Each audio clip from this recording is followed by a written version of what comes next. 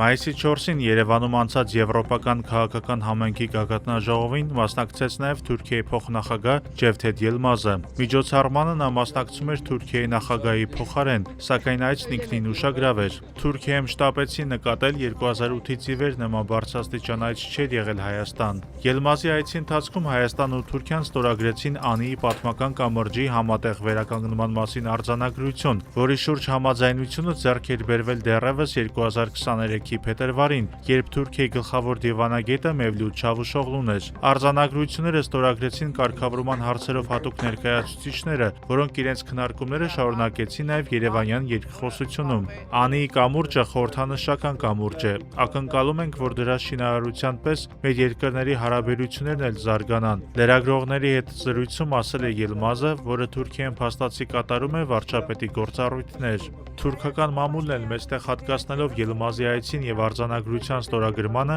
նշել է, որ 45 րոպե տևած հանդիպմանը կողմերը քննարկել են էներգետիկ, կապուղիների, մաքսային եւ թվայնացմանը վերաբերող թեմաներ։ Իսկապես Հայաստանն ու Թուրքիան ունեն համընդհանուր ծրագրեր, սակայն դրանց կատարումը դեռևս տնային աշխատանք է հիշեցնում։ Թուրքիան շարունակում է Հայաստանի հետ կապերը պայմանավորել Բաքվի գործոնով եւ դեռևս բավարարվում է խիստ խորհրդանշական քայլերով։